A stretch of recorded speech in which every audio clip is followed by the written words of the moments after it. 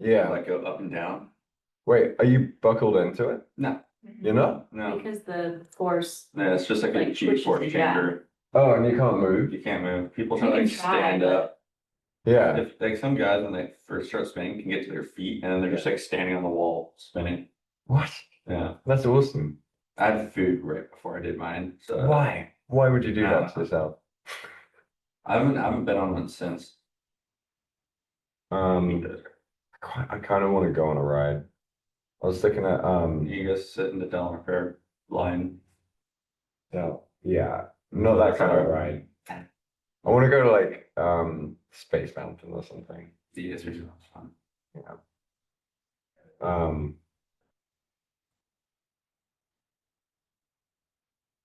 Coriolis, what's that?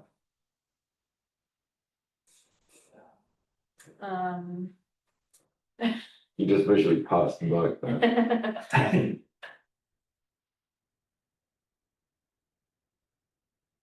I need to go over these. That's what this is for.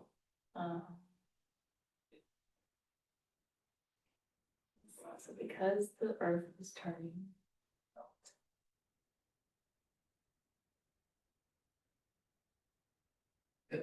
It's kind of nothing to do with Yeah. Coriolis. Yeah. I don't know why it's called so. Two forces being acted on at the same time. So say you're in a turn and then you drop a pencil. So you have your lateral force being applied onto you, like your turn. And then like say you drop your pencil, you bend down to go pick it up, then you have vertical or vertical. So like you're gonna turn and you bend down, so you have two forces acting on your head at the same time. I'll just give you like a headache. I was like kind of like throw it out your brain, just like let's go calm. It specifically with these little fellas called the semicircular canals, you have this stuff called endolymph fluid that gets moving when you move your head in like a certain direction. If you move your head in two different axes, then two of these get moving simultaneously, which makes you have no idea which way is up. Did you ever check the plane owner about the mag fluid? Or do you think they'll find out? I'm going there today. I'm gonna have a look in daylight. Oh, okay. That I actually need to remember. What happened? The endolymph fluid just made me remember it like Yeah.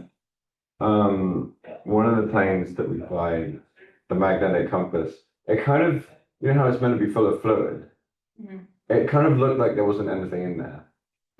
Yeah, but I couldn't really tell. What does the fluid do for that though? It stabilizes it. Just Yeah. ICE elevator. Rochelle, you get first try on all of these.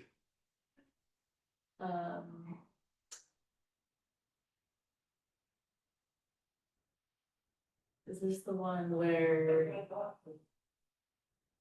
you're in a climb and then you go to level out? Or no, you're in a descent and you go to level out. And So that's the first one. That's the inversion. Yeah.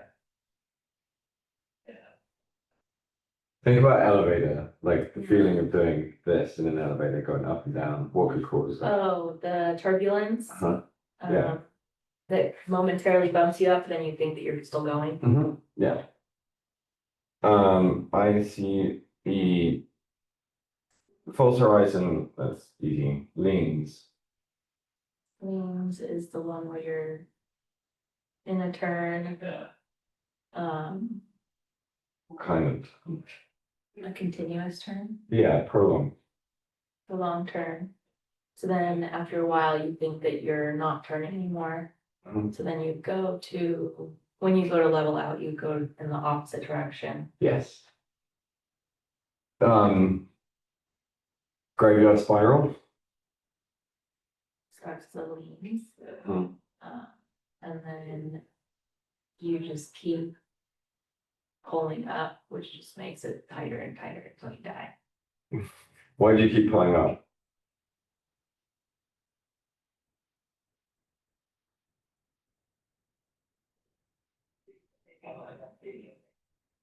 Probably because you see your airspeed going up. Mm-hmm. And you think that you're in level flight. So you think, oh, I just need to pull up. Autokinesis. Where you stare at a light too long, but eventually it seems to start to move. And somatographic. This one. You're right. When you accelerate, feels like you are in a roll, like feel like you're in a climb because you have the rolling back. Yeah, when you decelerate, feel like you're in a nose down. Actually, Yes. You feel like you're tumbling forward. Yeah. So like when you're, I don't know, if you suddenly. For inversion, question is why would you feel that when you go from leveling to or climbing to leveling?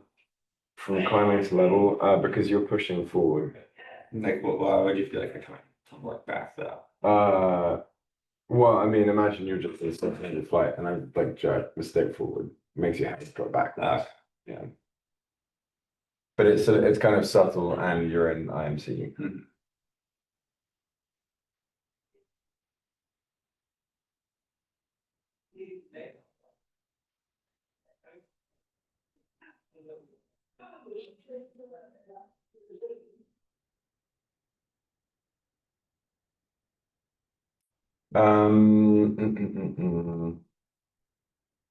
These things are kind of good to know, control and performance method and a primary and supporting method, but they're not really something that you're going to be asked about. Yeah, I was gonna. I saw like a Instagram question where it's like, oh, you say these 10 things. And it's your primary instruments, like support instruments, and you got big shit. Well, okay, well then let's do that. What is a primary instrument in terms of the primary supporting method? It's the instrument that applies to the maneuver Yeah. at the time. Yeah, it's the one that gives you the most pertinent information for whatever it is you're trying to do. Like and this is actually pretty good to know. When you're turning, if you want to go into a standard rate turn, the first thing you need to do is roll. And so your primary instrument for rolling is what? Your coordinate. No.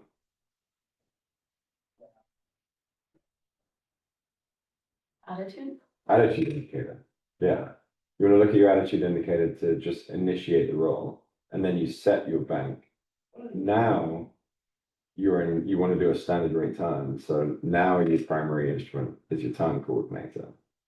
And then you want to roll out of the turn. Oh, your primary turn instrument is the turn coordinator. Your supporting turn instrument is your heading indicator. There's no way you want to roll out. And then you get to your heading. When you want to roll out again, now your primary instrument becomes your attitude indicator as you level the wings. And that's it. So it's just looking at the right instrument at the right time, primary and supporting. And then the control and performance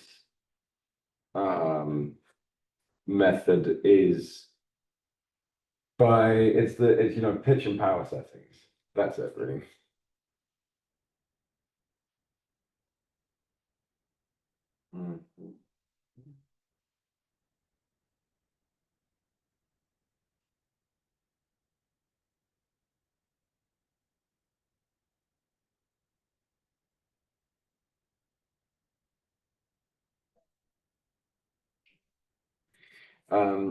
Pedostatic system. What are the three instruments for the pedostatic system? Airspeed, BSI, and Gyroscopic system. DG and attitude. Yeah. Sometimes they're called the six-pack instruments. So how many have you named? 5. Yeah. Turn clear is normally electronic. That's where it gets its source of power. But it's still a gyroscopic instrument. Oh, okay. yeah. It's still a gyroscope, but the gyroscope is spun by electricity as opposed to vacuum.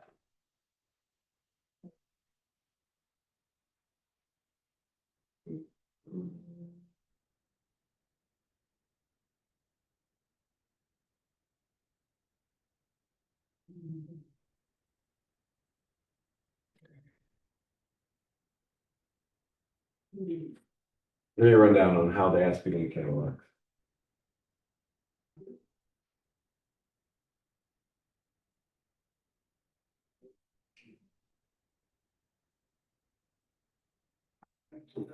Great. First, you have your PO2. That gives you your dynamic pressure. You send it to a diaphragm, Okay. which then will turn a gear controlling the handler gear. Mm-hmm. Yeah. And if we had, if our if the density of the air always stayed the same everywhere we went, that would be a perfect instrument. We wouldn't need any other part of it. But because the density of the air changes, the amount of air flowing into the pitot tube is going to vary. So we need what to compensate for that? Yeah, the pitot tube. Static pressure. Yeah, static pressure. So to compensate for the fact that as you go up in altitude, So the static pressure be inside the casing. exactly. Yeah. So it's to, I always use the analogy of, imagine that you have two cars. One is at sea level, driving at 100 miles per hour, and you can see on the speedometer it says 100 miles per hour. And then one is driving on a highway up at the top of Mount Everest at 100 miles per hour as well. If you had a pitot tube on the front of each of these cars, the one down at sea level has way more air per, I don't know what you say, per cubic inch, per volume, going into the pitot tube than you would for the car that's at the top of Mount Everest. They're both moving at the same speed over the ground. They're both doing 100 miles per hour, but the pitot tubes show very different readings.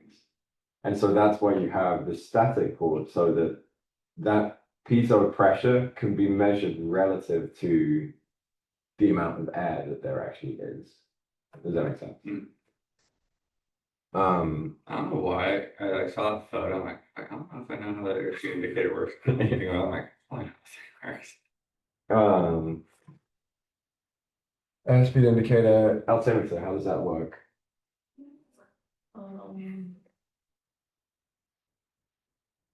So it's the air from the static port. And it compares it to what's in the airway vapor. Either expands or collapses. Yeah, kind of. Depending on pressure. Yeah, it's kind of a weird way of wording it, but in a sense, that's what it does. You have a sealed container of air, a little bit just like a bag of chips in a plane. And as you go up, that bag of chips expands. As you go down, it contracts. It's the same thing in the altimeter. You just have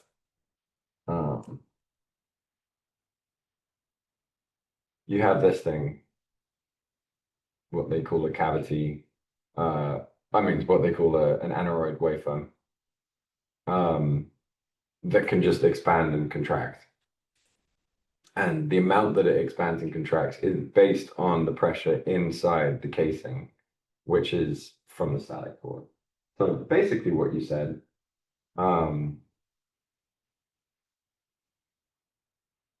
vertical speed indicator. How does this work?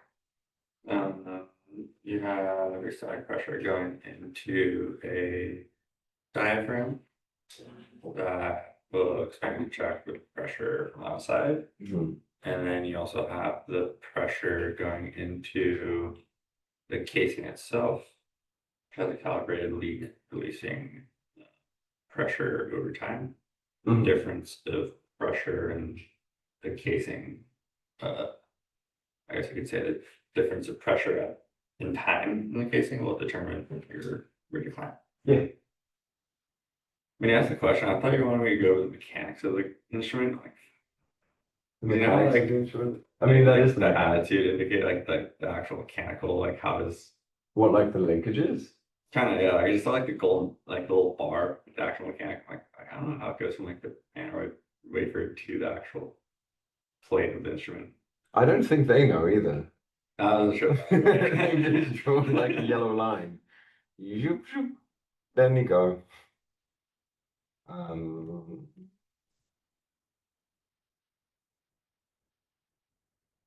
okay. Clogs. Blockages. Um, let's say that we're in a climb, and we're climbing it on known knowns of wide open throttle and 7.5 degrees pitch, which should give us roughly Vy. But as we're climbing, we see that our airspeed is just steadily increasing and increasing and increasing the higher we get, which doesn't seem right.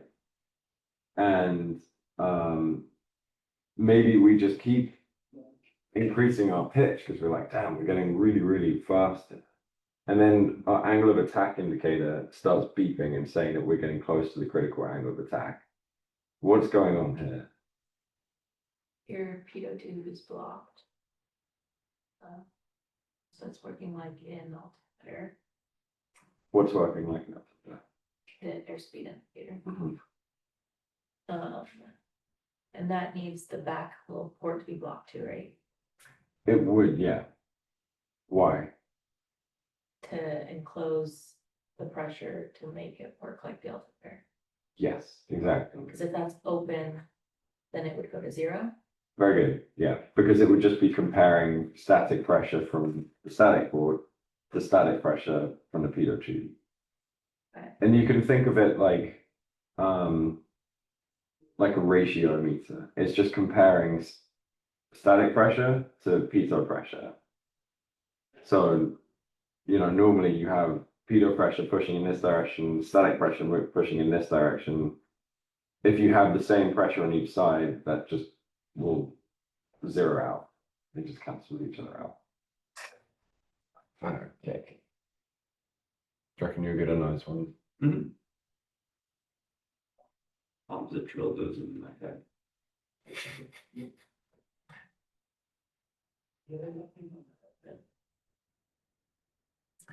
Um,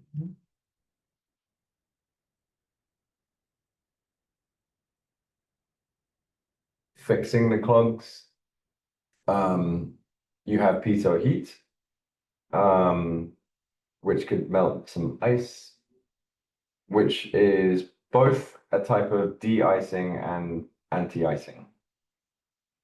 And then if your static port gets clogged, you could either open up an alternate static source, which we don't have.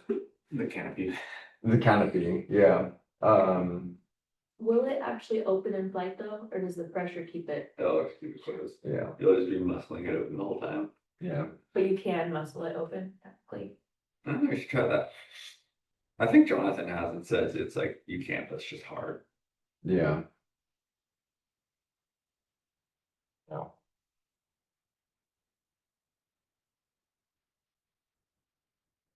And then, You can punch yeah, the VSI. Right, like really on the DOS of Punch the VFD. G3X. Yeah, but it has to be on the VSI. It has yeah, to be just over Yeah. VSI. yeah, if you miss, Yeah, remember. plane's going down. Or your hand will just really hurt. So the vacuum system on most planes that you'll find will come from a vacuum pump, engine-driven vacuum pump. And then the vacuum system on some planes that if you walk around Gillespie, you'll see this, they have like this little Venturi tube, which creates suction.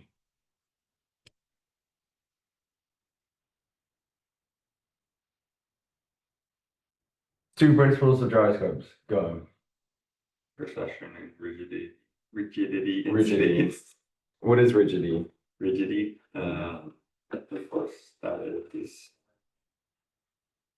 How you define it? Like spinning in one direction will not be acting in the other. That's it.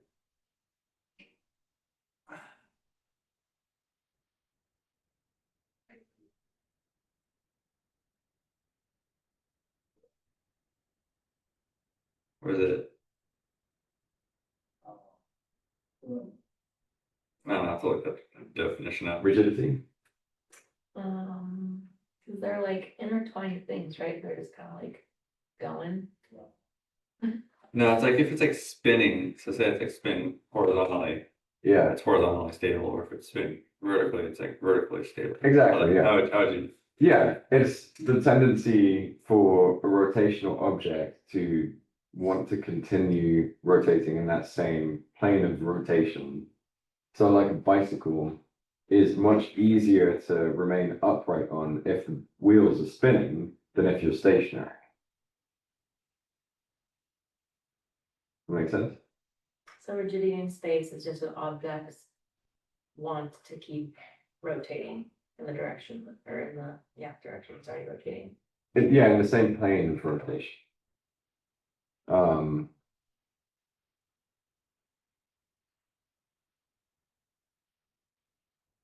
Think of another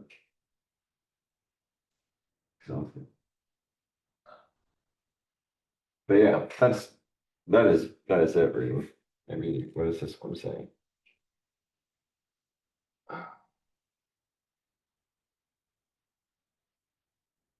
Why is rigidity in space something that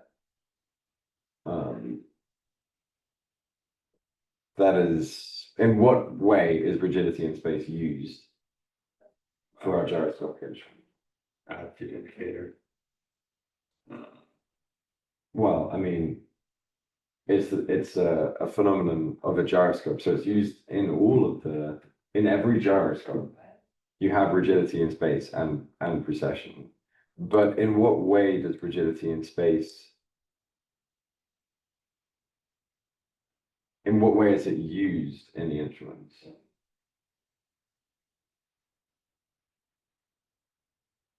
Why do we have gyroscopes?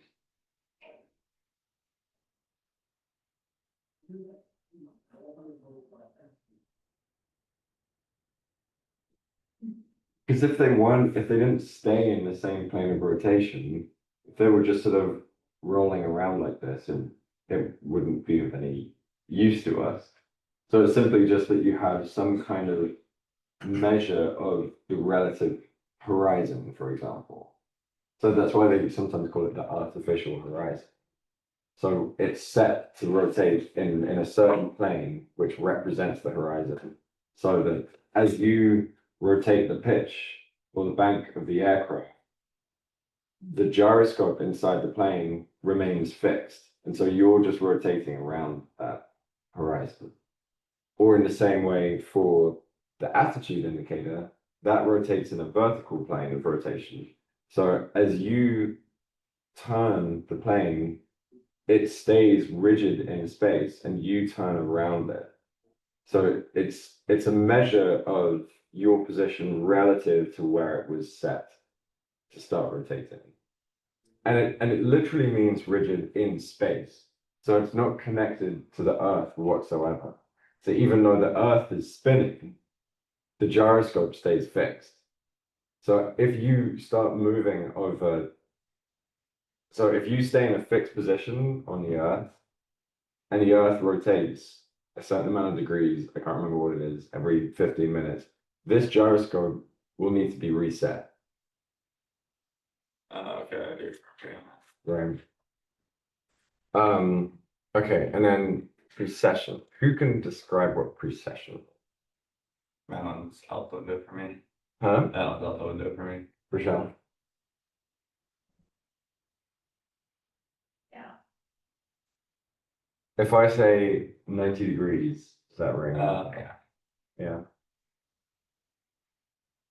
No. No. Oh, it's like when you make a force on something, you see it 90 degrees ahead. Yes. Can you phrase that any better? Now that she's given you the bulk of it, put that into airplane speak. Like what, like how it applies to us, or? No, just like Just any force acted on a gyroscope. Will feel 90 degrees ahead of its rotation. yeah, a force applied to a rotational object will be felt 90 degrees ahead in the direction of rotation. So just a little more, just a little more wordy than what you said. But you essentially have the right idea. And that is something which for it generally is not helpful for us and causes the gyroscopes to give errors, but it's actually used in what instrument to our advantage?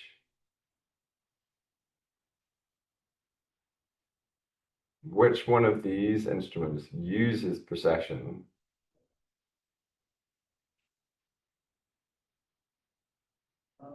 This one? Or this one? Or this one?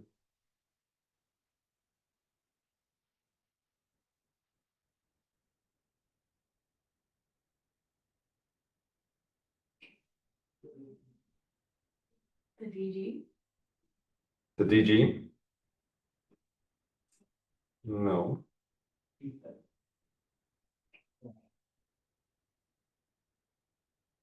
You now got 50-50. Bank angle. Huh? Bank angle. Bank angle. That's the bank, turn coordinator. The turn coordinator. Yeah. Ignore what it says there. This is related to something else. I just wanted the pictures. So the turn coordinator actually uses precession to give you your rate of roll. So normally it'll just tell you your rate of turn. So the miniature aircraft in a turn indicator, which is the old school style of thing. Turn indicator, this is the cohort tool. So this guy on the right is the turn and slip indicator. And you have these little things that are called the dog houses, and it just represents the rate at which you are actually turning. But it doesn't give you the rate of roll. The miniature aircraft on the turn coordinator actually will kind of move like this relative to your rate of roll. So, if you suddenly give it like a huge welly of bank, then the miniature aircraft will show that rate at which you're doing that as well.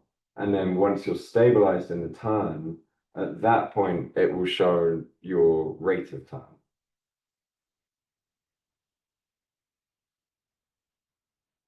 Hmm.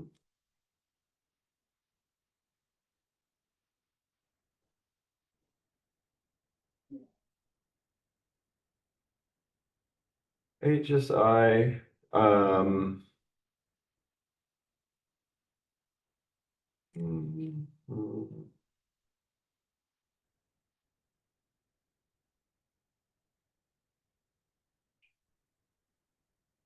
compass errors / characteristics of a compass. Go.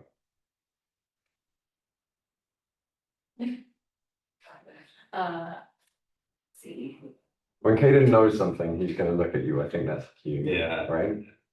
Yeah.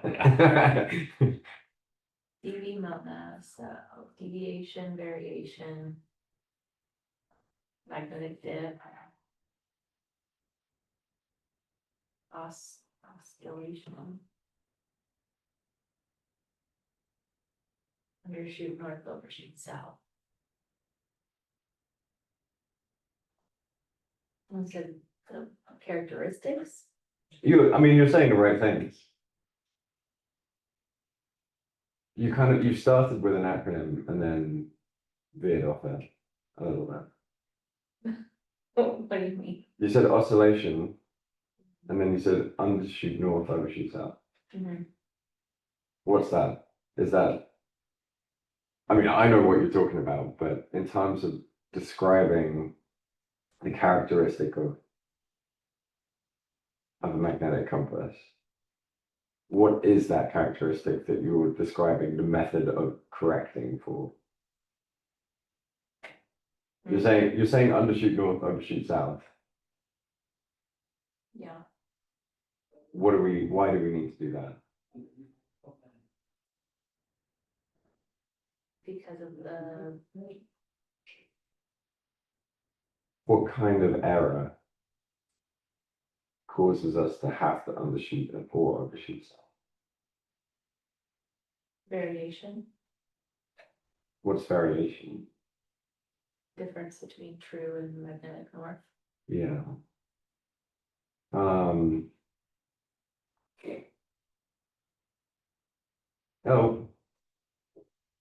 Borrow. Or do you go- you're gonna borrow a marker? You have all 500 of them here. And Good none luck of them finding one work. that works. I'll do that one. Oh, God damn it. That's the only one that works. Sorry, I need it. But it doesn't. I'll bring it back. I bet you won't bring it.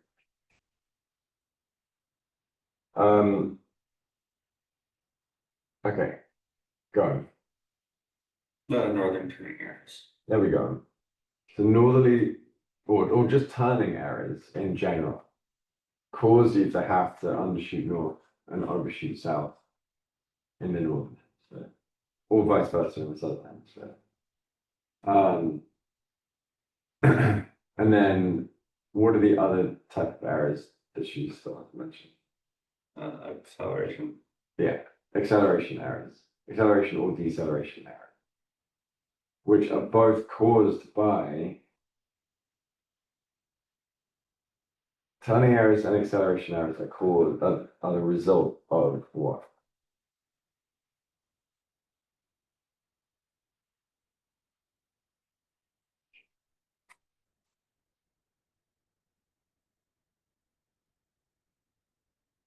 What's there on God? Magnetic dip. They're both caused by magnetic dip, which is Is why. acceleration magnetic dip, or is it just dip? What's the difference between? Well, because isn't northern or like north and south? That's like because you're closer to the hemisphere, it's like pulling it down, or acceleration, it's just like forces it on, so it'll just kind of roll it. Yes, but magnetic dip changes the angle at which the compass is. Yeah.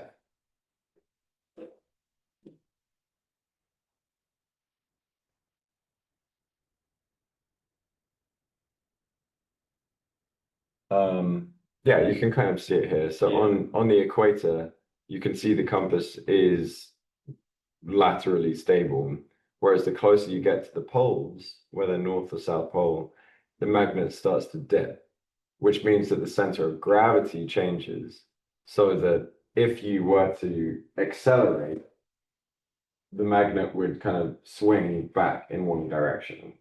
If you were to decelerate, it would swing forward in one direction.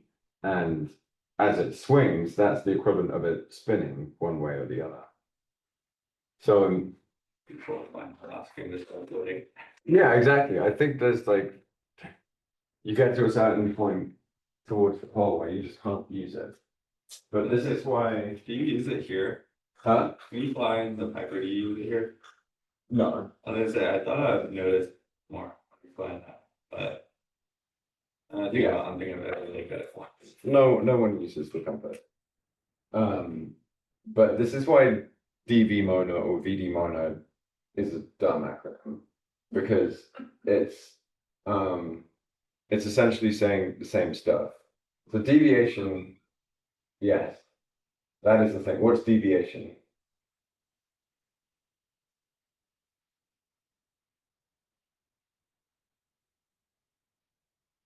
Yeah, think about it right now. The.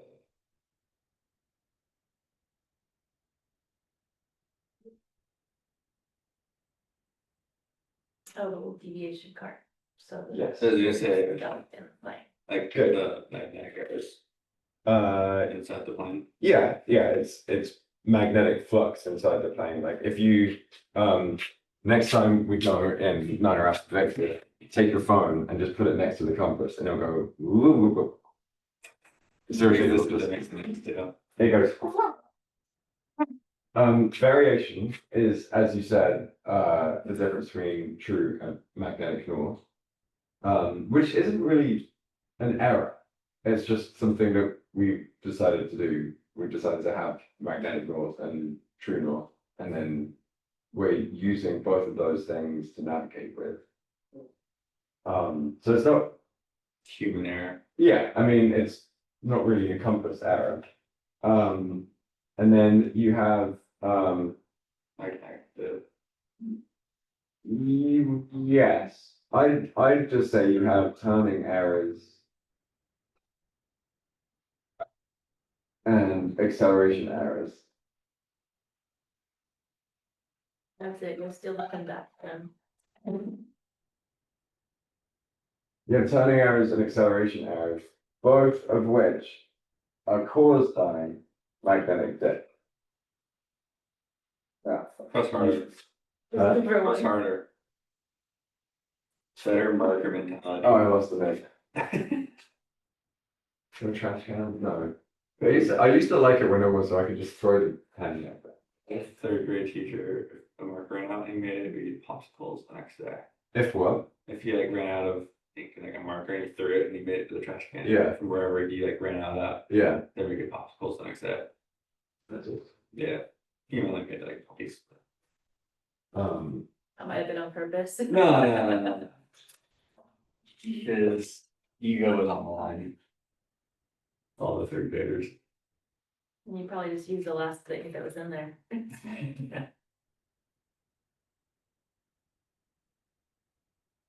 I wouldn't do that one. This Put one. it on the floor. Are these on the floor for a reason?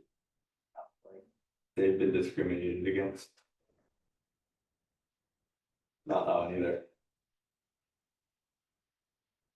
That one's like all right. I have to use one. What was that? Green one, no, that's dead. These are all dead. This one is dead. Oh, it's got some.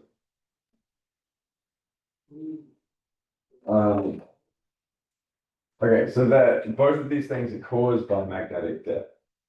And then you have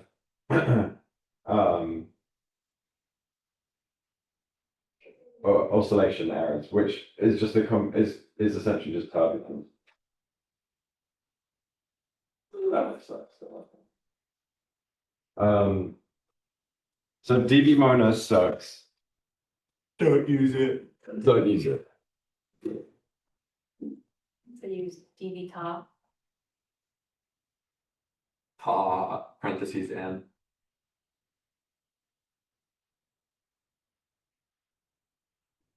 Yes. With some like squiggly lines. And there's an O in there for oscillation. What I are don't those know what squiggly that lines? is. DV toa. DV tower. Screw the N.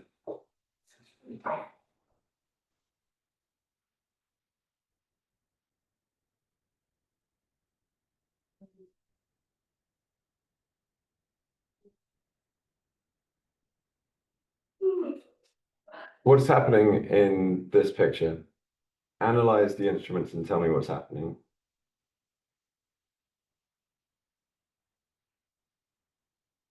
You're turning right. And you're going up. Your turn coordinator is not working. Good.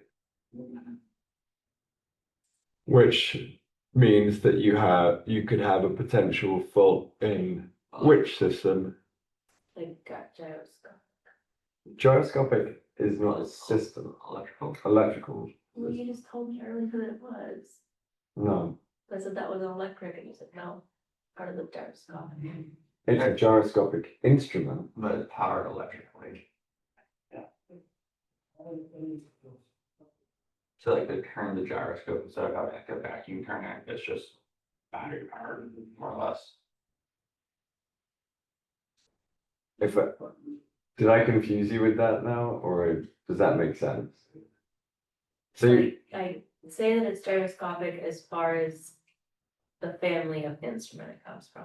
correct, it's a gyroscopic instrument.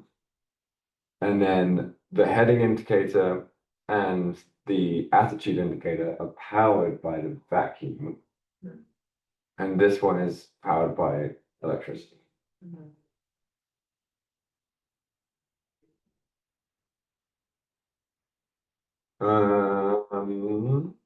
I never learned that acronym.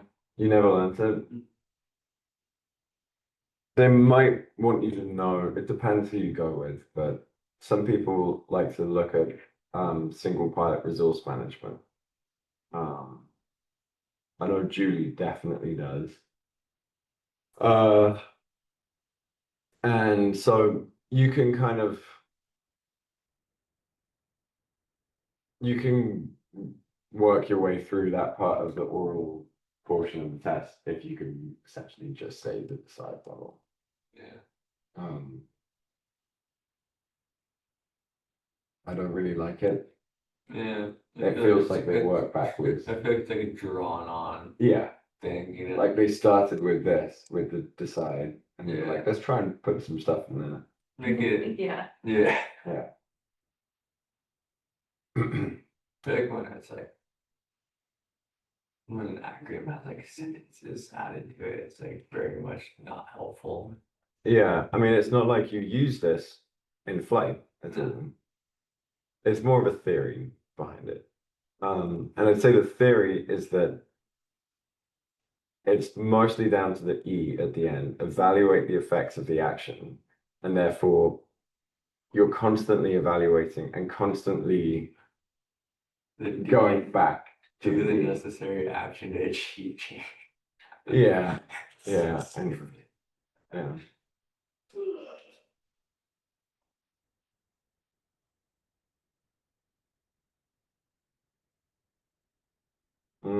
That's one thing I noticed I lost in a sling. What? Not flying in a while is my entire flow.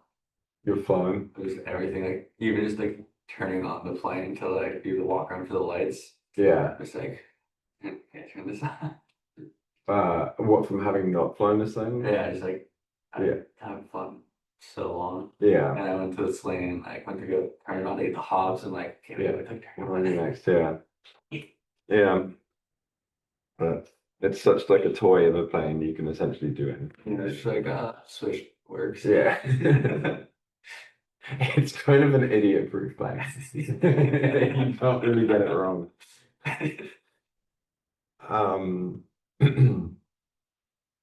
Engine issues, carburetor ice.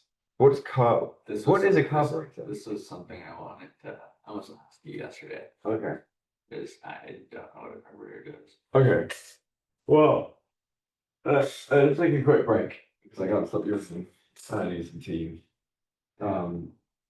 And I'm gonna go and put this in the bin and protest. I know. Often make It detail. would literally cost them like $5-10 to just get a pack. Would it even cost that much? No, I think To get like a big pack. Oh, a so big that it's spread about Yeah, I like that. throughout school.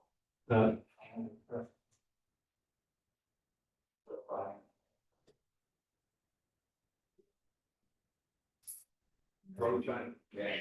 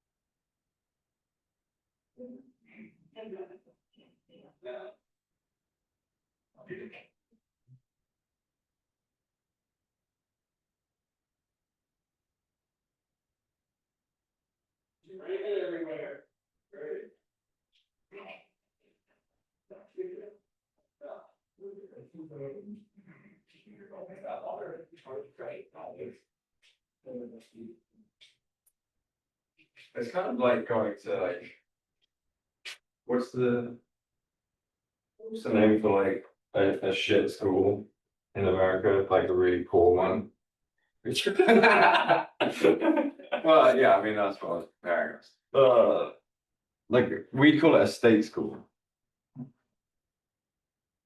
Public school, Public school? Oh, okay. but there's like not all public schools are bad. No, oh, okay. It just varies by county. Are there ones where the teachers have to check out a marker? Just be allowed to use it. Because I feel like that's what it's come to. Yeah, so they like give them like their ID or something. Yeah, exactly. To use the marker. Yeah. That's literally what's gonna happen. You're gonna have to check out a marker Like if they get new ones, you mean? Yeah. Because apparently people Pay are a monthly stealing them. Pay a monthly fee. And that's why they to- don't buy new ones? Yeah. It might just be that the markers are running out of ink and Yeah, they they need go to. away. Yeah. Saying that, I wouldn't be surprised if the people from the slang house are. Howdy, How are you? what are you up to? I've got my face shake on. Oh, okay. And you think that's more important than class? No. Okay. On class. Hey. Yeah. Do you have a marker pen in there? No.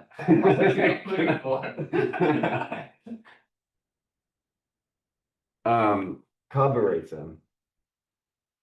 Yeah, because yesterday I had like a barbecue, like, like I know what one of the carbon heat is, Mm. but I don't understand like what a carburetor is or does. Carburetor diagram. Here is the throat of the carburetor, and you have a venturi, which is a squeezing of the Accelerate. of the tube to, well, acceleration of the air is kind of a byproduct of the pressure differential. Hey, do you think it's possible for me to draw something? Um, I wonder if it is. You know what I mean? no, what? You know, you like turn your mouse into a pen and you Oh, can draw just a used to screen. write Oh, just on a onto the regular TV. website? Huh? Just on a regular website? I don't know. Cass just used to draw on TV with marker there. What? Seriously? Remember that? On this TV? Maybe not that one, but our old one that was here. Remember when we first started coming here? Maybe that's why they had to get rid of it. That's probably what they got The doing. permanent marker all over. But you can't really do that because markers.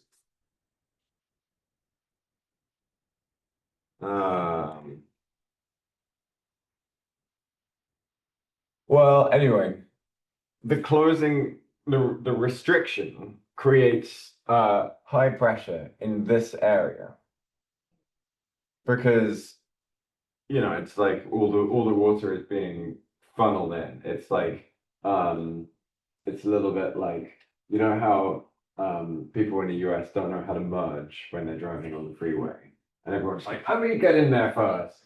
And right, and then it creates a bottleneck, which is the equivalent of like fluid buildup in a carburetor. It's like higher pressure, and then finally when the lanes become like they spread out into a few more lanes, and everyone like speeds up really fast. They're like, "Get me the hell out of here!"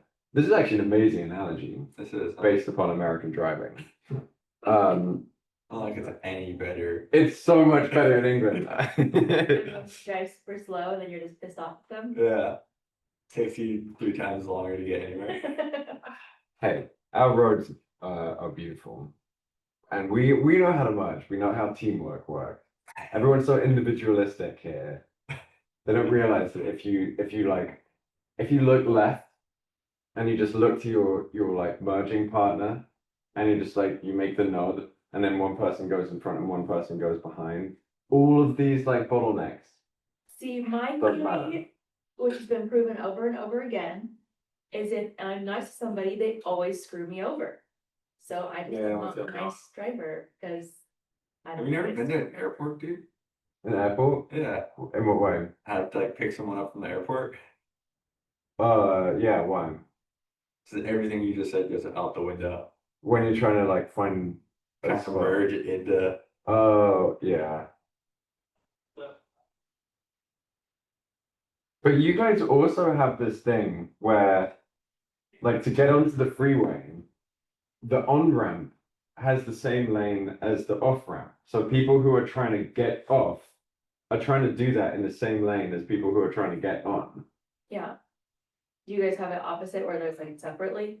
Yeah, That's we have nice. like, yeah. But then you have slow people going into the fast lane, clogging up fast lane to get off, You have slow people or do you going. get onto the fast lane, which would still be slow people slowing down.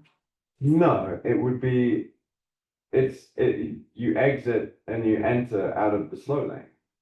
Oh, just different. But how do you have sections. separate? I think he's saying like if it's an exit, like you're almost getting on. Like you don't have on ramps and off ramps. like a mile later or something.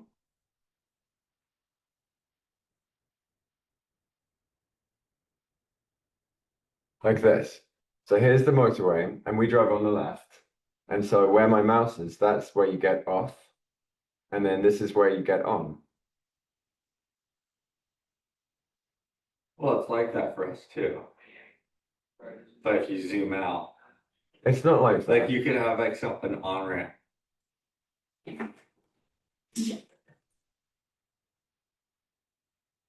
Look at this absolute mess of a road. Also, our intersections are like the size of your cities. That's true. Yeah, it's like this. Like people who are trying to get off have to go this way, and people that are trying to get on are trying to go this way. And so this is just a shit show. Well, go back to your other photo. Like, Back to the yeah, UK. because you can have it like right here. You zoom out. This is the on ramp, but there could be an off ramp doing the same thing, just on the same side. Yeah, but why would you do that? Because how else are you supposed to get off down the road? On the next exit. You get it. Well, you just have the same intersection. They just build this whole feature, but just further down the road.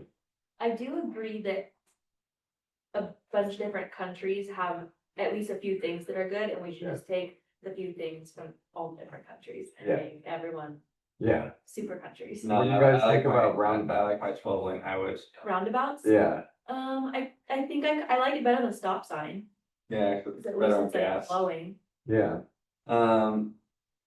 We do them too small here. Oregon has good roundabouts. Oregon doesn't use stop signs, and they have like big roundabouts that are easier to use.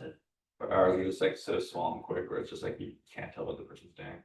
I also think it should be harder to get. They're like the a driver's size right down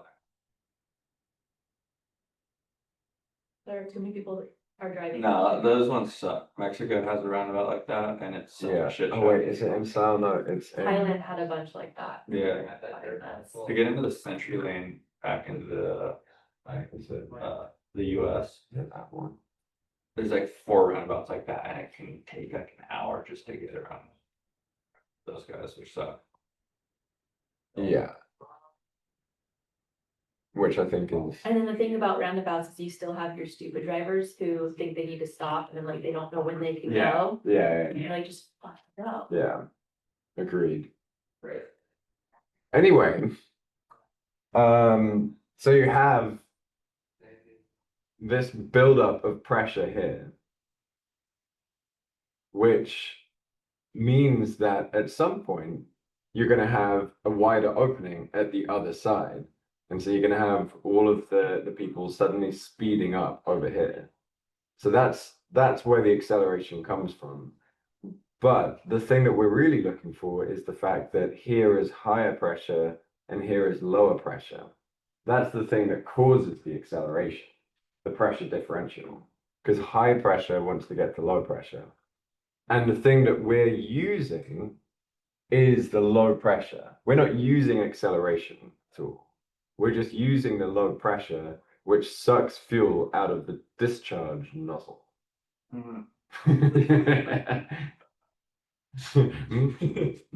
Yeah. Very good. Okay. So there's discharge coming out of this nozzle and it's fuel. And that is being sucked up through this thing called the butterfly valve or the throttle, which is just controlled by the throttle lever. The more that you open up the throttle, the more fuel gets sucked out of the discharge nozzle. And then you have this little line here, which represents a needle, which is controlled by the mixture knob. So when you're pulling the red mixture thing back in a Cherokee, or you're scrolling it out in a Cessna, you're just moving this tiny little nozzle here, which creates a restriction in the flow Kind of the fuel. Yeah, it just pinches it. But what does the carburetor do? What's the point? The point of the carburetor is to mix fuel and air. Oh, so that carb is literally just leaning. Hmm? It's like the system for leaning. Yeah. Which is why we The don't the have one. mixture is the system for leaning. The carburetor just mixes fuel and air. That's all it is. That it's just And we don't have one due to, because we're fuel injected. So our fuel goes directly to the cylinder. okay. Yeah, Which is pretty nice. it's pretty nice. Yeah, it means you don't have to. This is where most of the issues of airplane engines occur. Failures. Not, well, yeah, maybe engine failures. It is your control of the ratio of fuel to air. Having too much fuel means that it doesn't get burnt, which causes spark plug fouling. But then, so. I think it was Rob Mike who ended up teaching me this, but on the run up, just run it super high to like burn that off. Mhm. Even if you didn't get the dip in RPM between mag checks. And so if everyone could just do that, then Do high RPM run-ups. Yeah, you need to lean it as well. Like it's the combination of doing a high RPM run-up, but also leaning out the mixture so that it increases the heat. And it's that increase in heat which burns off carbon deposits on spark plugs. Is there like a pro to having a carburetor at all, or are most planes doing fuel injecting? It's cheaper than have a carburetor. Um, you said cheaper, that's pretty much it. like equipment wise cheaper or? Yeah. Hmm. Yeah. In terms of sort of technology, it's the But the not less when you're good. actually flying. Oh, in terms of fuel efficiency, no, Right. fuel injected is a lot more efficient. And then so like that bottleneck then goes to what? Like that just takes you to To the the- fuel lines? To the cylinders, Oh, that goes straight to the cylinder. yeah. Um, You oh, call a spoiled pilot. yeah. Should you watch this video? How long is it? Oh, it's I'll not leave very it long. there. He's pulling it out, Uh, and then that's getting further. It's not very good video. Yeah, that just goes directly to the cylinders. okay. And then you have this little float thing. This is a float type carburetor, and it's just like the back of the toilet. And so when you flush the toilet and the water level goes down, this little float, it will open up a needle here, which allows fuel to come in from the fuel tanks and fill up this reservoir. Okay. And then for carb icing, it's just from the low pressure freezing the butterfly valve? Correct. Yeah. Okay. Yeah. And you have more chance of getting that carburetor ice if this valve is more closed. So which is why they say when you reduce power, that's when you should introduce carburetor heat.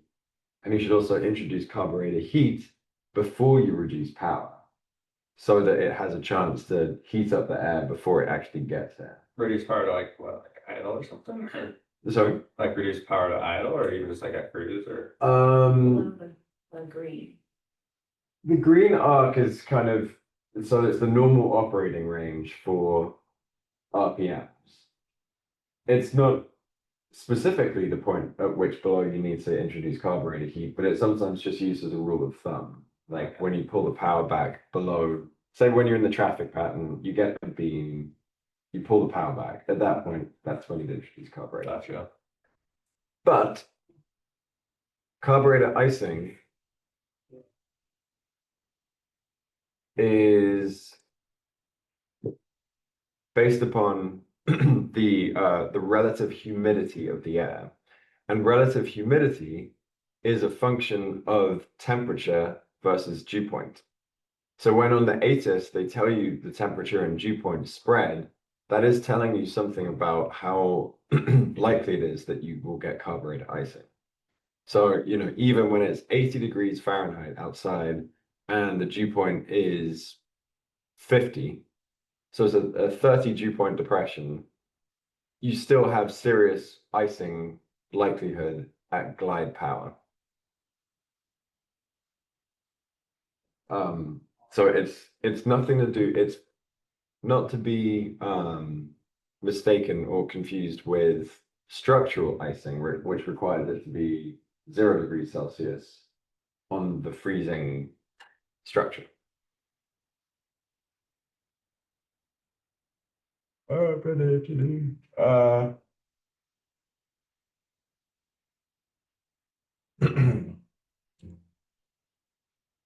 Low oil pressure.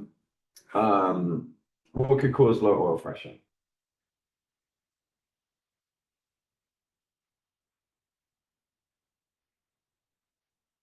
Oil leak. Yeah, an oil leak. If we saw high oil temperature, what could cause that? Build compression.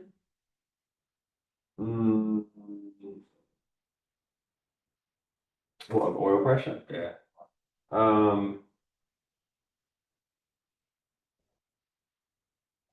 Being too high of oil pressure? Not really. So the oil temperature is based on the temperature of the cylinders. Or based on the temperature really of the whole engine. So just like low oil. Yeah, it could indicate that you have not enough oil in Like the system. covering. Yeah. Or you have an oil leak. And so you would compare that high oil temperature to the pressure. So if you have high oil temperature and low oil pressure, you should probably think about getting on the ground. If you have high oil temperature, but your pressure is still looking good, it probably means that you're just running the engine in a way that's making it too hot. So you might want to just lower the nose. Yeah, like high RPMs, high pitch. Not enough air flowing into the engine. Because air is the main way of cooling the engine. What are the other ways that you cool the engine? How do we cool our engine? Are you here to take another marker? Want to bring out Not that? gonna go stole my marker. What? Yes, Who stole yours? not gonna. Oh, I don't know where the hell he went. that's the one good marker in the whole Yeah. place. That. We have to share. I don't know what happened to it. He disappeared. Carl's saying that we might have to start renting them. Wait, does he live at the Sling house? Yeah. He does. There you go. Close the door. Thief. Thief. I did not dodge in the presence of a thief. Yeah, what are the ways that we can cool our engine? Coolant. Coolant, yeah. Coolant, oil, and air. We have the two radiators at the front of the Sling. Which one's which? Top is engine, lower is oil. Top is engine, like cylinder. Bottom is the oil, right? No. It is, one is oil and one is the cool.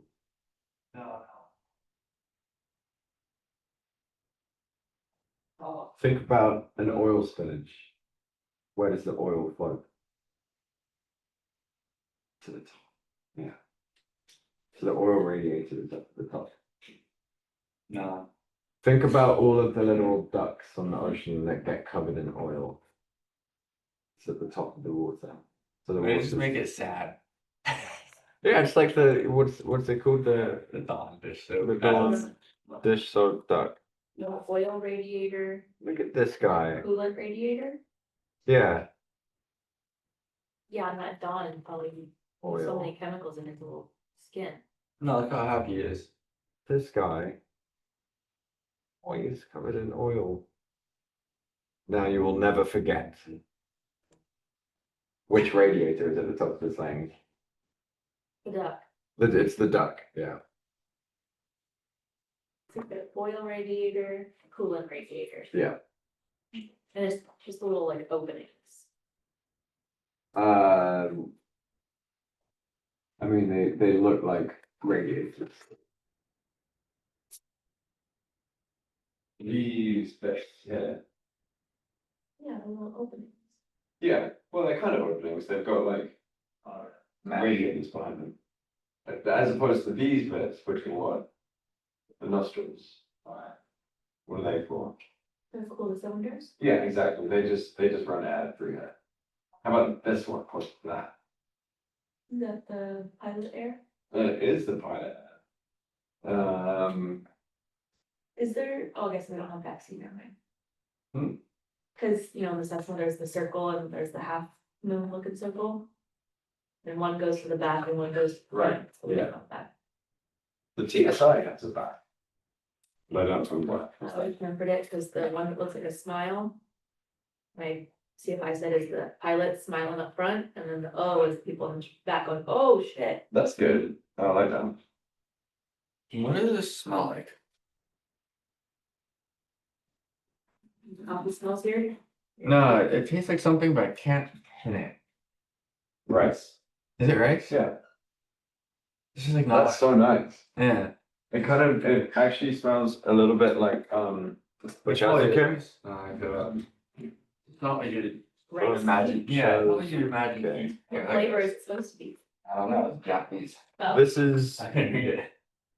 it kind of smells like bonito flakes. It does smell like bonito. It smells like this, which is one of the best things ever. There's this guy in one of the Freaking shows I love watch it. who like can't talk, and he can only. So good. It does. You can only say like bonito flakes because what it's are the like bonito speaking like flakes? the recipe of something. They're like seafood flakes. I think it's dried bonito. This is like a fish, and then you just go shh, shh, shh, shh, shh, shh, shh. So fish flakes. Yeah, fish flakes. Fish sticks. Fish flakes. Fish sticks. Fish sticks. But it's actually the meat, not like scales. Yeah. Okay.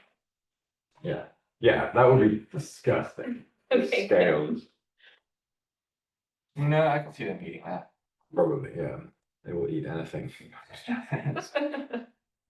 Yeah. So Huh? I got so this isn't Japan. This is China. Same thing. Same. Only I'm Tell them nice. that. Huh? So don't tell them that. Well, I'm Japanese, so I'm allowed to say. My dad went over there to a factory, and that's what they gave him the day he landed. I'm like, dude. That is revolting. What, and you just ate that? Yeah, they just Straight like, off the crack top? it open. You go like, That is revolting. I don't even know what it Looks is. like a centipede. It looks like the guy from what is it? Pirates of the Caribbean? Oh, his little like. Yeah. Like I just imagine seeing that and just be like, oh, Yummy. Delicious. So is it your mom or your dad that's My mom. Japanese? you know his last name is not super. Full English? My dad, yeah, fully. His last name is Sausage. It's not. It is. My middle name is Sasajima. Sasajima? Yeah, which is my mom's. Maiden name. Yeah. Fumiko Sasajima. It's so interesting how other cultures use the mother's maiden name as a middle name. all the Yeah. time. Is that what that is? Mhm. Yeah, I don't. I mean, I was gonna add it as like a second first name. yeah. I mean, yeah. On a green card though, it just says sausage. Sausage man. Yeah. Is that on your green card or your residency card? It's on everything. Yeah. Sausage man. Yeah. They didn't fit it, so it just says sausage. Yeah, there's not enough characters on the green card for my entire name. It says John Sausage.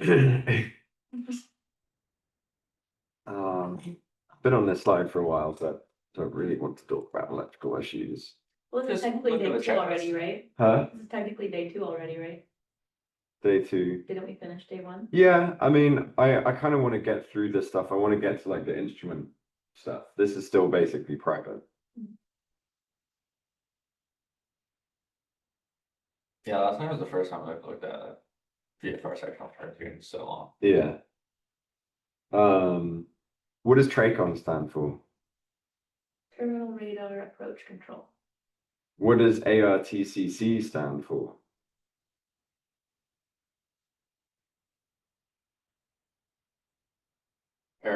Internal Traffic Control Center. Very Yeah. nice.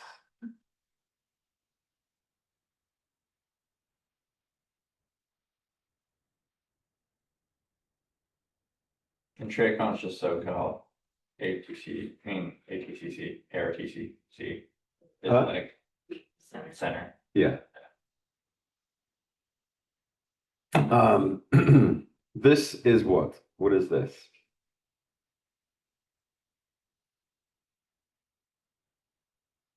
Like a risk, oh. Chart. It's a great film, early 2000s, Keanu Reeves. The Matrix? Yes. It's a risk matrix. Oh, okay. Yeah. I thought you were making a joke there. Why do we use a risk matrix? And in what way do we use a risk matrix? Apart from gaining access to the matrix. To see if you shouldn't be buying and if you shouldn't, then don't. Yeah, it's a kind of systematic way of weighing up risk. So And what's that thing called that they want you to use for like FRAT, that a thing? flight risk assessment tool, which is The same thing, right? kind of, yeah. What is the difference between a hazard and a risk? I always got these backwards. But I remember it is backwards. Or let me rephrase it. What is the difference between a hazard and risk? Maybe that A helps. hazard will Yeah. become a risk, right? So I thought a risk would be. Well, the reason why I take the A out of risk is that risk is more of a it's something that you assign a value to. So it's like an amount of risk. So like a chip on like the prop Is is a hazard, a hazard. which could be Risk. risky of becoming a broken prop in flight. Like you're risking. Well, it's no, so the hazard is still that it could become a broken prop in flight. Risk is the probability of that happening versus the severity of it happening. So what is the probability of a small crack becoming a Not that. broken prop? Not that probable. So we'd say it's like improbable. What is the severity of that happening? Catastrophic. It's pretty catastrophic. So we'd give that in this particular risk matrix, we'd call that a 2A. We put it in the caution zone. How could we make it, how could we mitigate that risk? Putting some flex tape on it. Putting some tape on it, filing it down, drills, you can't drill stop a prop. Drill stop. Yeah, you know when you have a crack, if you drill a hole, it'll stop the crack.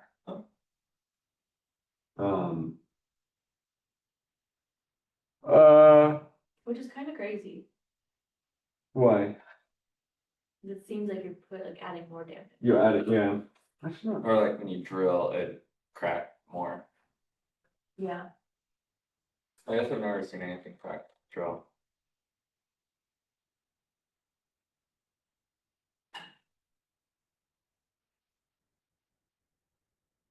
No, my drill keeps stopping. Good question. Go through your batteries.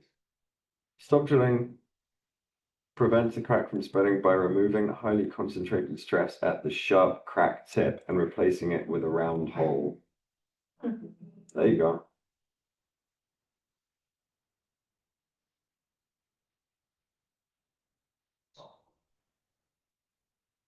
This is a weird pee.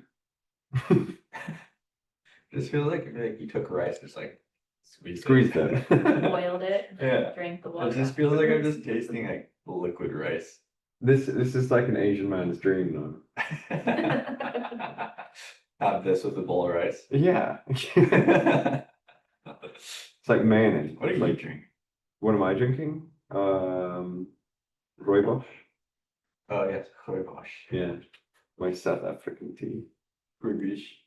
Rooibush. Rooibush. That's not Nick here. Nick's back. He's Australian. So, I know, but maybe Shannon will come back, and when she comes back, we can have her say that. Rico is South African. To get a And I- solar marker. No. No. Something to check fate. Oh, okay, sure. Yeah, and I got him to say, actually, he said it incidentally, coincidentally, without me even prompting. And he pronounced it Rooibos. Rooibos. Rooibos. For what? This tea. Tea. Oh, We're trying to put like a South African accent on it. Rooibos. It's like Roobos. Rooibos. Rubus. Rooibos. Rooibos. Wait, It's just a R-O-B-I-S. Yeah. Rooibos. Rooibos. Yes. Rooibos. Rooibos. Rooibos. Wow, that's the first thing that Yeah, comes give up. me a couple of Rooibos. Make it slow. I got Rooibos. moringa chamomile. Rooibos. I love my chamomile tea. I have to put it in with the moringa, because otherwise moringa is just What's moringa? it's like really healthy for you, but it tastes like shit. Like all things healthy. So I add my honey vanilla chamomile and it doesn't taste bad. Everybody's been drinking celery. Have you ever met me, Evan? How do you drink celery? It's the Celery. driest thing in the world. No, he just like Yeah, takes celery, he's grinds right. it up, Yeah. and it's really good for you, I guess, when you grind it up, because it like releases all the fibers and stuff. Oh. It's like it's so good and so healthy for you to drink. When he takes this, and he's just like, yeah, he's like takes it like no, You can't just eat For it. sure in the no, no, you if you can't eat enough, yeah, because you're supposed to have at least 16 ounces. I did it for a while, but You're supposed to have 16 ounces. to like get the benefits of it. because You can't get a benefit On a unless you have 16 10%. ounces of celery. and, I bet and, you can. And when you grind it up, it like breaks open the fibers and it like releases more vitamins. Just see what your mum does. Yeah, she like boils the shit. Your mum does that as well. She boils celery. Nah, actually, she might throw celery in there. She like creates these like She should make like an Instagram page. she has like a 3 binders of just recipes, which is like that big. Seriously. Yeah. When I move out, I'm taking one of them. I would like those as well. It's just like various Did she cook a lot seeds. for? No, she's just like very self-aware of what she's putting in her body. And she shits on me every time I have something that's like not healthy. So Let's play a game. It's called How Many of These Things Does Hayden Display? Disdain for the rules. Tick. 4 driving records. I have a perfect record. You do? Alright. Perfect. Thrill seeker. Nah. Pull up picture of you like on a 20-foot wave. I'm not Impulsivity. nah, I don't know what you're talking about. I'm not impulsive at all. Underutilizing resources. I think we have a winner. What? That's okay. I hit 4 out of the 5. Yeah. Alright, let's try it again. It's the authority. Impulsivity, invulnerability, macho, and resignation. I remember these. I remember when I learned about this. I'm like, I genuinely You're like, reconsidered that's me. like going to the page. I'm like, Okay. "Fuck, maybe this is not for me." Oh. I remember this. Like I am all those. Oh yeah, like, and I still am, which is horrible, but it's okay. As long as you're aware Yeah. and make decisions properly, I guess.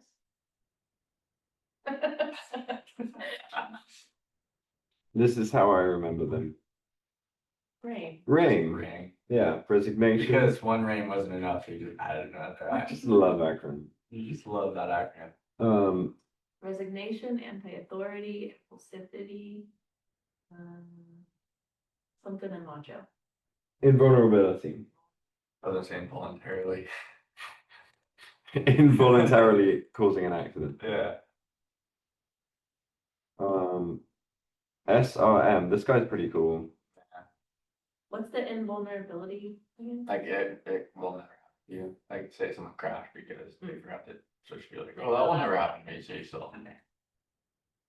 It's particularly prevalent when you're like in a rush and you're pre-flighting and you're like, oh, I can't be bothered to sum the fuel. It's not gonna happen. It'll be fine. It's always final. It's always fine, yeah. Which is kind of a mixture of complacency. Trying to pick up a friend in Vegas. Oh, there's thunderstorms. That one. That one happens you to know, us. yeah. Yeah. I want to get one of those headsets. I just feel like they'd be so cool. One of what? Those headsets, just like, These ones? yeah, instead of having like a big bulky thing. I wouldn't want that Yeah. in my ear. I spent so many years putting in-ear monitors in as a drummer. What? In-ear monitors.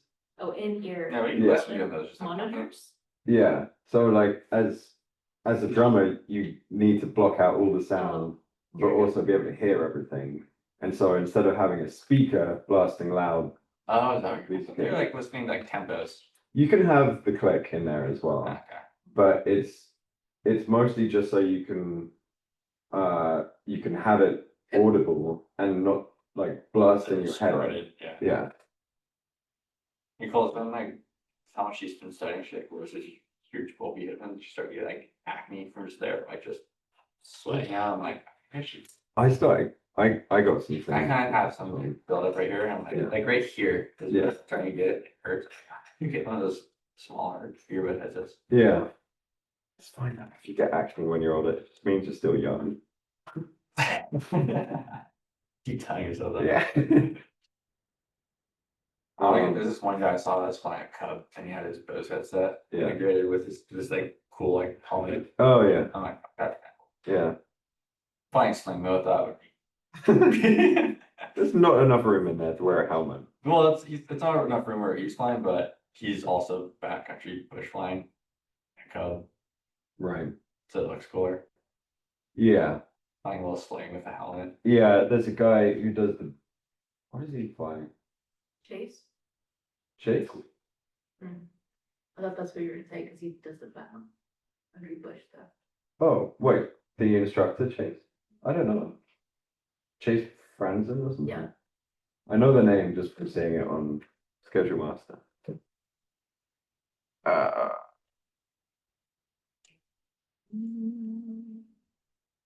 How does a VOR work? It sends out 360-degree radials and a sweeping. A little helmet thing. Just like a little firefighting helmet. Pretty cool. Yeah. So 360-degree radials and a sweeping motion. yeah, Or you're pointing to that. yeah, yeah. It's like a stationary signal and a variable signal or a sweeping signal. And it just compares the timing So you'll it's like receive it. a pulsate, which will go like and expand like the 360 degree, pick up your plane, and then the sweeping radial will they'll like start a timer for the sweeping radial, and the timer will stop when it hits your plane. So like say you're over here, the pulsate beep you start the sweeping, and then the time from 0 to you will return the radial draw. It technically doesn't time it. It's technically just comparing the waveform. So when those Flight insights. when those waveforms align, that they kind of cancel each other out. It doesn't matter. It's timing.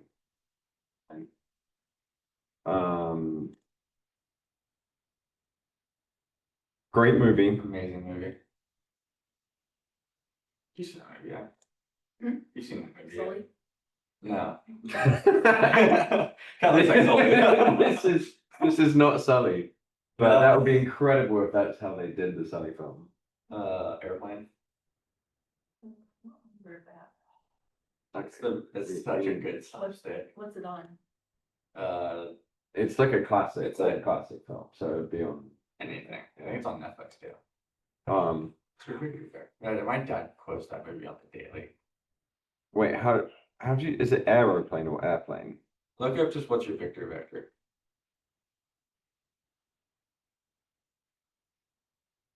What's your vector, Victor? Flight 209er, you're Yeah, clear got for it. takeoff. Roger. Huh? LA departure frequency 123.9er. Roger. Alright. Request vector. Over. But Flight 209er, clear for vector 324. we have clearance, Clarence. Roger, Roger. What's our vector, Victor? They're called Victor, Roger, and Clarence. Yeah, Yeah, So now I have not seen it. yeah. that movie's so good.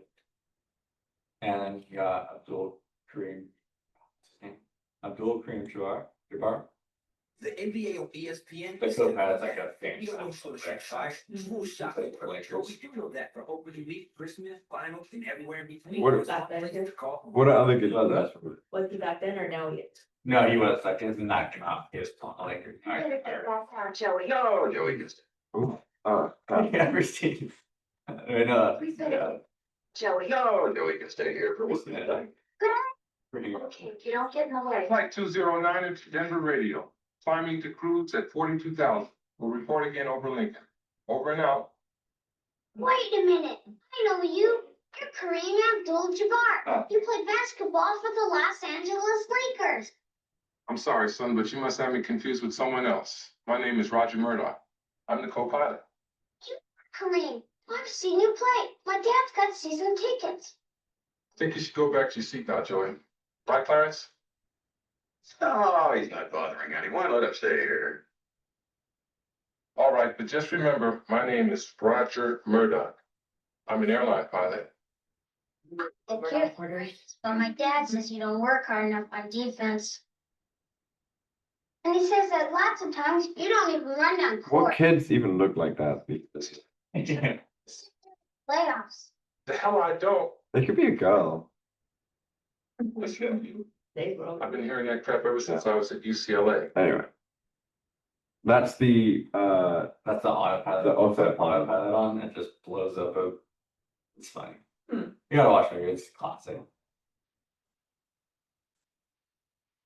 I used to be scared to fly because of that movie. we definitely scared her a bit yesterday. He wanted to take up. Charlie Sheen documentary. No. Apparently, on one of his international flights, he was like high on drugs and drunk off his ass. And Yeah. he got allowed. This is obviously like 20 years ago. Yeah. But he got allowed into the cockpit and like they actually let him fly a whole ass. Yeah, Because he was famous. yeah. And I was Nicole like, Long, every time she flies, is high on some drug. Oh, really? Yeah, she's always popping Xanaxes when she hates flying. Your mum takes Xanax? No. Oh, Nicole's mum? Oh, okay. I was gonna say, I cannot imagine your mum putting something like Xanax in her body. Oh, this was a really fun one to go through. I remember this. Oh, yeah. Oh, the paper checkers. For the second time in the slides. they really want to drill it in. Yeah. Are you teaching this again in 2 weeks or is someone else doing it? Oh, you Why do you want someone else?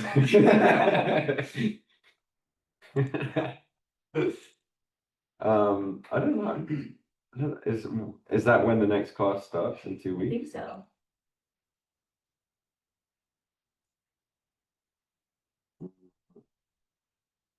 All right, we have 10 minutes. GPS, Jeepers. Oh, I have a question. Hit. TCOs, Yeah, what, like, I know they're like TCO 140 and 146 per WAS and 129 per Yeah. radian. What does that do? What's a TCO? it is a technical, TSO, technical TSO. standard order. Is it, or is it TSO or is it TSO? I think it's a TSO. Yeah, it is TSO. Technical standard order is just the standard to which something has to be manufactured. Okay. A little bit like ASTM, which is what we have for slings. You know ASTM? No.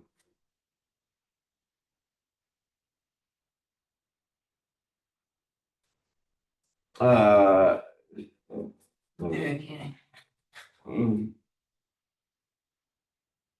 at the front of POH, it has this. Don't drop it, that's my livelihood. I have a magic back. Huh? I have a magic back case for this. Do you have a mag back case for your iPad? Yeah, I like it. Just like throw it on A bag, what's it called? Bag back? Backpack.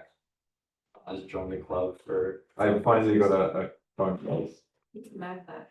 It's just a case that has a magnet on the back. It's like not a bolt case. Oh, so you can just like put it, yes. Oh, yeah. Fail. Has to be metal. Maybe the leg. This? Sure. I can feel some sort of Too magnetism, heavy. but it's too slippery. Well, it's magnetic anyway. Cute. Um, The ASTM is just for the actual aircraft itself. yeah, ASTM is, maybe I won't get into this yet. Well,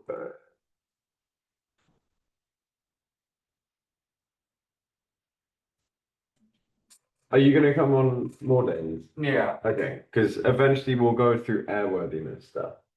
And what are the two things that we need to make sure that the aircraft is airworthy? What's the definition of airworthiness? Airworthiness certificate? No. Remember, I wrote it up on the board and I was like, remember this. You have to remember this.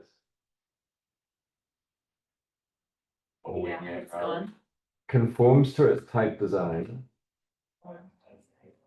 And the second thing is in a condition for safe operation. Okay. Forms to its type design. Yeah. In the condition. And so normally an aircraft has something called a type certificate. But because we are not a real plane, we do not have type certificates. Type certificates are the grounds on which an aircraft is certified to be airworthy. So it says like, this is the propeller that you need. This is the engine that you need. It's like an 80 kind of. Almost. In a sense. It's a standard to which the aircraft needs to be manufactured and maintained. Like if you change the engine, then you're not conforming to the type certificate. And is that kind of like what the ASTM is? Yes, it is. This is our equivalent because we don't have a type certificate because we're not allowed. ASTM or ASTM? ASTM, which stands for the American Society. Was toast. The American Society of Testing and Materials. So like literally, if you want to make like a toaster, then you adhere to a certain ASTM. Is it different in South Africa or like in Britain? Because that's America's society, like are the ASTMs in Britain? Or is that just like types or different?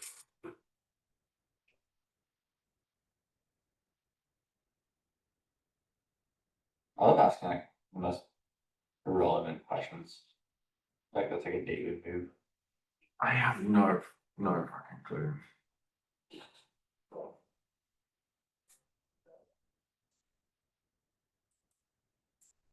Who teaches ground? Huh? Who teaches private? It's been like 5 different people. Annabelle, Ah, describe GPS. Either one of you. So we've got our 24 satellites, What is GPS? Start with that. global position systems. Okay, I'm a 10-year-old child. What is global position system? So we've got these 24 things in the sky, these satellites, and at all times, you should at least be able to have 5 that can see you. And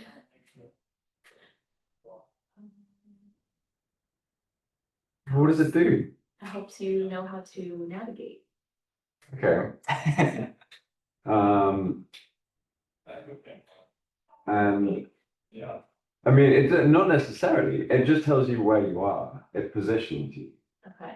So just start with that when you're describing it. Just be like, it's a system that we can use to determine our position anywhere on the surface of the Earth. And then say like, okay, now how does it work? So there's 24 satellites. And you need at least, and you can always utilize at least 5 at a time. And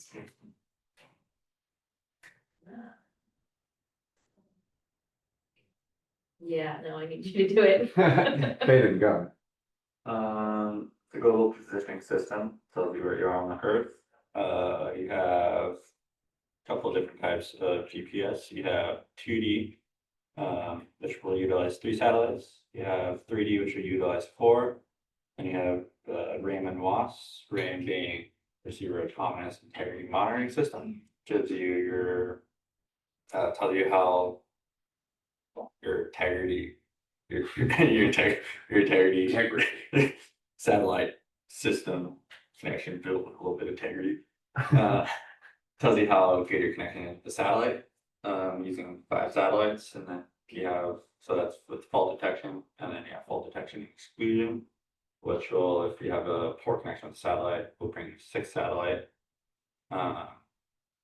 replacing the faulty satellite. And then you have WAS, which is receive or wide area autonomous, wide Receiver. wide receiver, wide area augmentation system,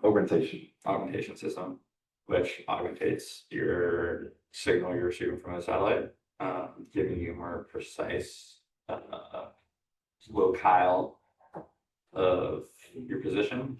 What that does is you receive your signal from the satellite, but that satellite also sends a signal down to a ground-based station. And that ground-based station sends that signal to a master station, augmentating the signal, saying, oh, that's not right. You're actually over here. And that sends you to an uplink station, which sends it to a geostationary satellite, which is fixed over the uplink station at all times. So they know exactly where that satellite is. And that satellite will then send the augmented signal to you, being like, oh, that satellite's wrong. This is where you are. And that uses 6 satellites. And then, so the geostationary is the one that sends it back to you? Geostationary satellite. It's a fixed satellite, but for the exact spot on the ground, knows exactly where it is in space. So they know exactly, like, which just makes it more precise. Right? Yeah, that's more just for the sake of being able to broadcast down So the uplink station, the satellite. Yeah, well, that up and then also down to a specific area over the US, so that there's always a satellite broadcasting back down. Gotcha. Oh, that, I mean, it's stuff. Yeah. And then what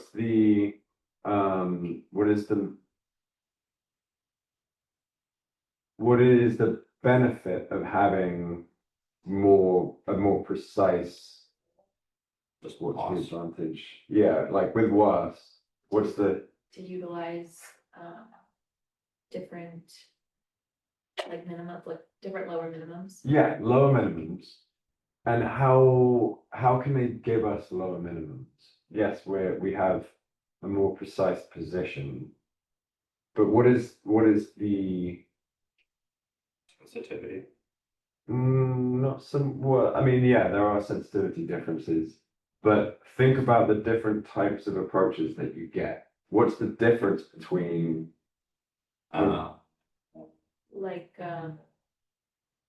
Like a localizer, you're just getting lateral, whereas the ILS, you also get.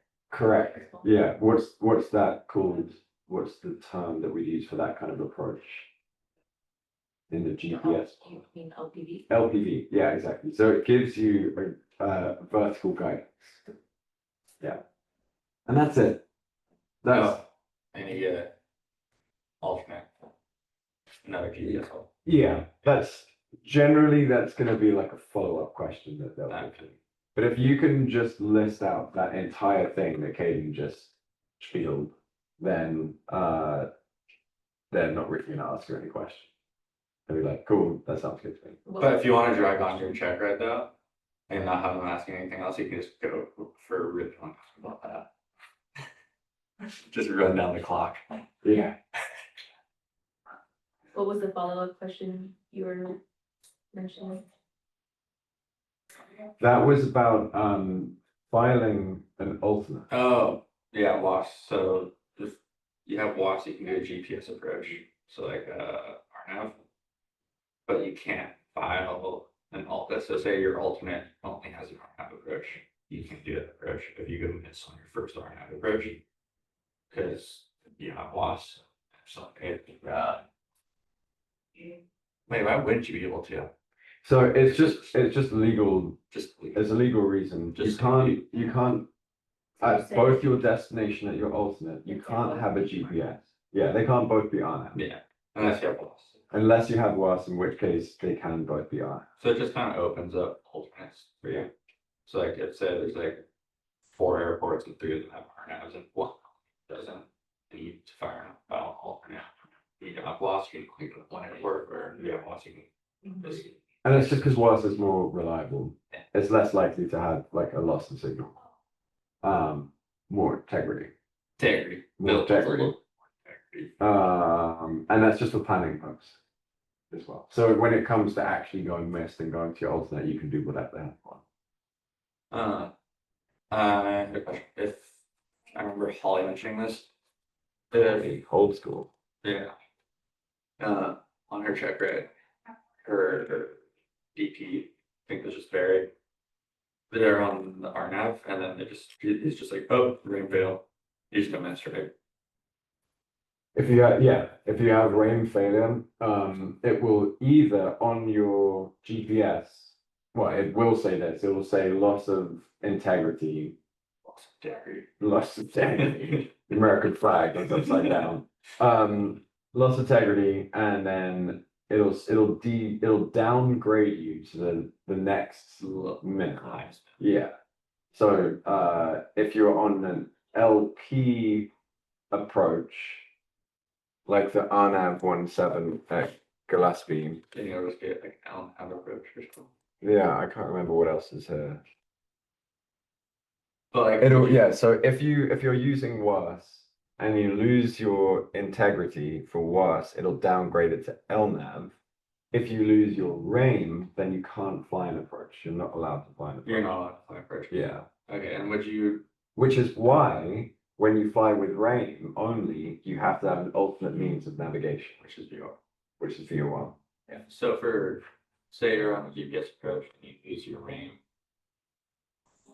My question was, if you go missed, do you go missed immediately, or do you still fly the approach? Like, can you go missed immediately through, like, say, like how do you navigate without it? Okay, Like I don't know the answer to that question. I think you just have to. but like, do your can, best. like legally, could you go missed before you get to like the final approach point on an approach, or do you have I to think- finish the approach all the way to the missed approach point and then go missed? I don't know. I don't know. Like, I was like, like if you like say like, oh, lost it, like ran fail, I'm like, do I continue flying the approach and go missed, or do I think so. No. I think you continue trying to fly it because you don't have the integrity of knowing that that is 100% the correct path, but there's a good chance that it still is. Yeah. You just don't have a system backing it up saying this is definitely correct. Okay. But I don't know. Yeah, that's just kind of like That's a really rubbish situation. Yeah. But you're right, there should be something that sort of tells you what to do. with like a ramp failure. Yeah, It's a GPS failure. yeah. Because on a VOR approach, you can still track VOR And a VOR approach. if you lose RAM. Well, you can only fly a VOR approach using RNAV if you are also monitoring the final approach course with a VOR. Got it. So yeah, if you lost RAM, RAIN, you could still fly. you just fly it VOR. Yeah. Okay. That's the whole reason why you have to have it back Yeah. up. All right. Class dismissed.